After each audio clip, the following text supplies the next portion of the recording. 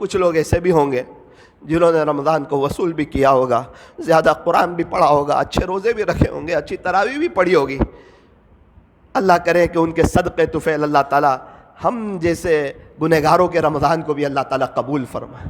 ان حضرات کو یہ عاجز مبارکبادی پیش کرتا ہے، سلام عرض کرتا ہے جس نے رمضان کو وصول کیا۔ واقعتاً انہوں نے بہت بڑا کام کیا، وہ صحیح معنوں میں عقل مند تھے، وہ سمجھدار تھے، وہ ہوشیار تھے، وہ چالاک تھے۔ پھر دیکھتے ہی دیکھتے پہلا عشرہ جو رحمت کا تھا، اولھا رحمہ، فرمایا رمضان کا پہلا عشرہ تو رحمت کا ہے، واوسطھا مغفرہ، اور رمضان کا درمیانی عشرہ مغفرت کا ہے، وآخرھا عتق من النار، اور رمضان کا آخری عشرہ جو ہے یہ آگ سے آزادی کا ہے۔ پہلا عشرہ شروع ہوا ختم ہوا، دوسرا عشرہ شروع ہوا ختم ہوا، تیسرا عشرہ شروع ہوا، پھر ہمارے ارادے اور جذبات اور بلند ہو گئے۔ کوئی بات نہیں، بڑی بڑی طاق راتیں اللہ کو منا لیں گے۔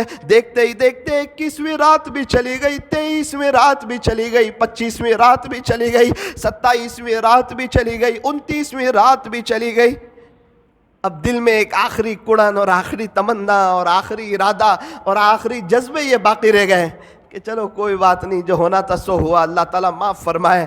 لیکن عید کی رات جو ہے نا، اس وقت اللہ بڑے خوش ہوتے ہیں، اور اللہ تعالیٰ تو بڑے خوش ہوتے ہیں، انعاموں کی بارش فرما دیتے ہیں۔ کوئی بات نہیں، عید کی رات ہی اللہ کو منا لیں گے۔ تو میرے عزیزو سنو، وہ آج کی رات ہے، وہ لیلۃ الجائزہ ہے، یہ انعام کی رات ہے، بڑی مبارک رات ہے، بڑی پر رونق رات ہے۔ یوں فرمایا کچھ راتیں ایسی ہوتی ہے جس میں اللہ خیر کا دریا بہا دیتے ہیں، اس میں سے ایک عید کی رات ہوتی ہے۔ اور 5 راتیں حضرت عبداللہ ابن عمر رضی اللہ عنہما فرماتے ہیں، 5 راتیں ایسی ہوتی ہیں جس میں دعائیں قبول ہوتی ہیں، اللہ تعالیٰ دعاؤں کو رد نہیں فرماتے۔ 5 راتوں میں یوں فرمایا اس میں سے ایک عید الفطر کی رات ہے، ایک تو شب برات، اس رات میں اللہ دعاؤں کو قبول فرماتے ہیں۔ نمبر 2 رجب کی پہلی رات، اس میں بھی اللہ دعاؤں کو قبول فرماتے ہیں۔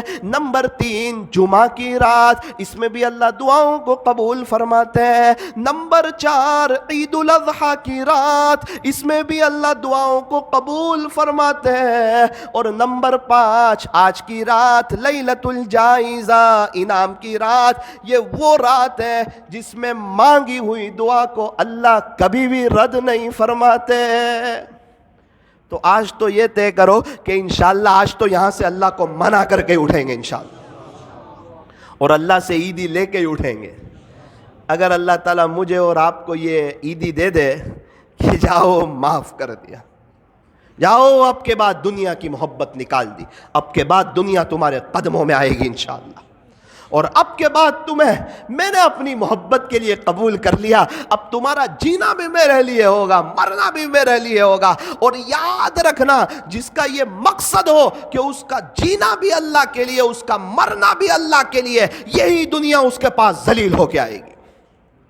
اور اگر جس نے مقصد دنیا کو بنایا، اللہ اس کو دنیا کے پیچھے ذلیل کرے گا، چاہے کروڑوں پتی ہو، اور ہمیشہ حالات اس کو گھیریں گے۔